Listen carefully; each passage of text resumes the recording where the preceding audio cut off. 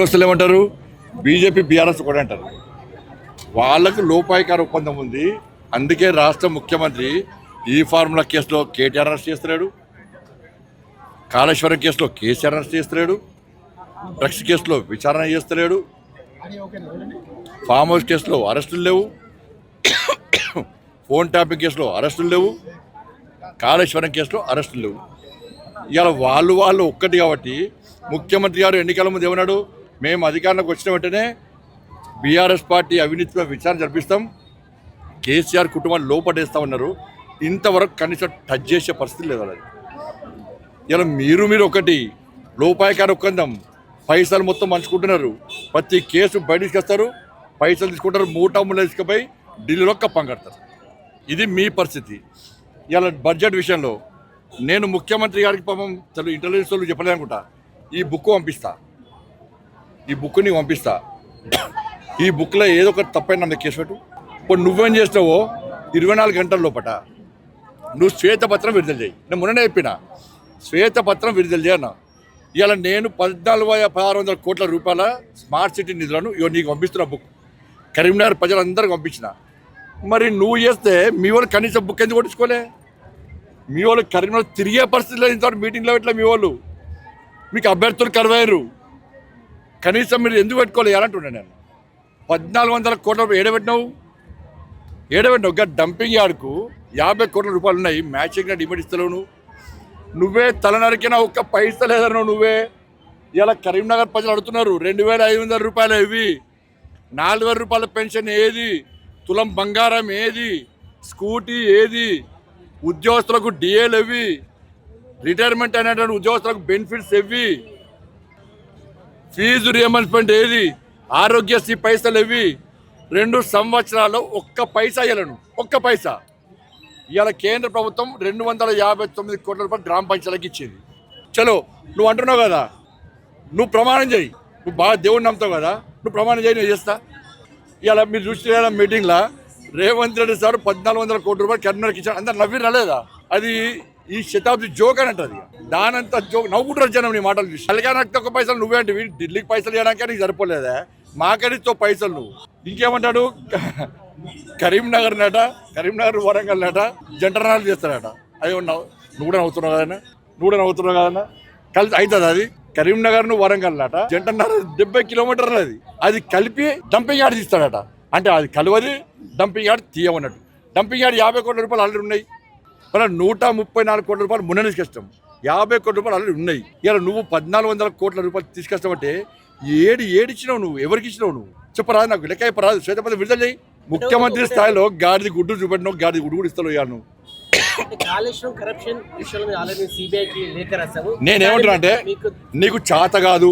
కేసీఆర్ను అరెస్ట్ చేసే దమ్ము నాకు లేదు. నా పౌరుషం తగ్గింది, నాకు రేషం లేదు, నాకు రోషం లేదు. నాకు వాళ్ళు ఇచ్చే కేసీఆర్ కుటుంబం ఇచ్చే పైసలు తీసుకుపోయి ఢిల్లీలో కట్టాలి, నెలకు ఢిల్లీలో కట్టాలి. కాబట్టి నేను అరెస్ట్ చేయ, నాతో కాదు, నాతో చేత కాదు అని చెప్పండి. మేము ఇంకా చేస్తాం. చేత కాదు అని చెప్పండి. ఎన్నికల ముందేమో ఇట్లా గంభీరాలు పడుతుంది, ఇప్పుడేమో కేసీఆర్ కూడా దోస్తాన్ని చేస్తేవి. మా భుజం మీద తుపాకీ ఆల్చాలనుకుంటున్నావు. ఏమంతా పిచ్చోళమేది. నేను మళ్ళీ చెప్తాను, నీతో చేత కాదు, నా రేషం లేదు, రోషం లేదు, చేవదచ్చును నేను అని చెప్పు. చలో మేము ముందుకు వస్తాం. బండి సంజయ్ గారు, మీరు ఒక్కటి తెలుసుకోవాలి, మీ కిషన్ రెడ్డి బీఆర్ఎస్ తోటి అంటగాగుతున్నారు, అది మీకు తెలియదు అని చెప్పేసి కూడా మాట అన్నాడు. మేము అటువంటి కార్యకర్తలం కాదు, అటువంటి నాయకులు కాదు. కిషన్ రెడ్డి గారు ప్రతిసారి బీఆర్ఎస్ పార్టీ ప్రభుత్వం ఉన్నప్పుడు కిషన్ రెడ్డి గారు బీఆర్ఎస్ మీద కొట్లాడిన తీరు మమ్మల్ని రేవంత్ రెడ్డి గారు తెలియదు. ఇవాళ కరీంనగర్లో ఇవాళ రేవంత్ రెడ్డి గారు వచ్చారు, రేపు అన్నస్తున్నాడు ఓవైసీ. వీళ్ళిద్దరు కలిసి కరీంనగర్లో ఏదో గ్యాంబ్లింగ్ చేద్దాం ప్లాన్ చేస్తున్నారు. నేను మీ ఆటలు సాగే ఇక్కడ అభివృద్ధి మంత్రంగా ఇలా మేము ముందుకు వస్తున్నాం. ఇలా కరీంనగర్ అభివృద్ధి వాళ్ళ ప్రజలకు ఇవాళ మీరు గెలిస్తే ఇక్కడ పన్నులు వేస్తారు, నీటి పన్ను వేస్తారు, ఇంటి పన్ను వేస్తారు, కరెంటు ఛార్జీలు వేస్తారు, లాస్ట్కు నర్స్ కూడా పైసలు అడుగుతారు. కాబట్టి ఢిల్లీ నుంచి పైసలు రావాలంటే మేము బీజేపీకి ఓటేయాలి, అభివృద్ధి నిరంతరం కొనసాగాలి అని చెప్పి ప్రజలు ఆలోచిస్తున్నారు. కాబట్టి ఇవాళ మీకు 4 సీట్ల కంటే కొరవ రాసి పెట్టుకో. అదే అన్న కదా, ఎక్కడ ఇచ్చిన మరి? ఇక నేను బుక్ ఒకటి ఇచ్చిన, నువ్వు శ్వేతపత్రం విడుదల, ఈ బుక్ నీకు పంపిస్తా, నువ్వు శ్వేతపత్రం విడుదల చేయి. నవ్వుకుంటారు జనం. ఇప్పుడు నేను చెప్తాను, నవ్వుతున్నారు. మాకు 2,500 ఇచ్చే చేతగాలే. ఇంకా డంపింగ్ మ్యాచింగ్ నడిచే చేతగాలి నీకు. Karimnagar outer ring road తీసుకురావాలా Bandi Sanjay అని చెప్పేసి ఒక సూచన కూడా చేశారు మీకు. మరి ఆయన ఏం చేస్తాడు? ఆయన 14,000 కోట్లు మంచి పెట్టచ్చు కదా, ఎడబెట్టిండు. మరి మేము ఏం చేయాలో కార్పొరేషన్లో మేము గెలిచాక వేస్తాం పక్క. అంటే నువ్వేం చేయవన్నట ఇప్పుడు, నువ్వేం చేయవన్నట, నీతో నేను కాదన్నట.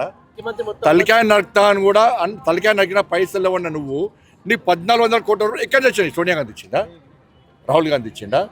మల్లికార్జున ఖర్గే ఇచ్చిండా? ఎవరు ఇచ్చారు నీ పైసలు? పాకిస్తాన్ వాడికి వచ్చినావా, బంగ్లాదేశ్ వాడికి వచ్చినావా? టీవీ చూడు నన్ను శభాష్ అన్నాడు. మేము కేంద్ర మంత్రులం. ఫస్ట్ ముఖ్యమంత్రి గారు నీ మంత్రులు మంచి చూసుకో.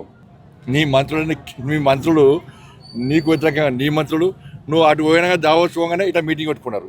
కాబట్టి ఇలా ముఖ్యమంత్రిని బాగా తెలంగాణలో మాత్రం ముఖ్యమంత్రి బాగా గుర్తుపడుతున్నారు. ఎందుకు గుర్తుపడుతున్నారు అంటే ఈ ముఖ్యమంత్రి మోసపూరితమైన మాటలు అబ్బో చూసి ప్రజలు ఇలా భయానక వాతావరణం ఇలా తెలంగాణ రాష్ట్రంలో మాటలు నమ్మించి మాటలతో కుంపలు ముంచే ముఖ్యమంత్రి అని చెప్పి ఇలా ప్రజలకు అర్థమైంది.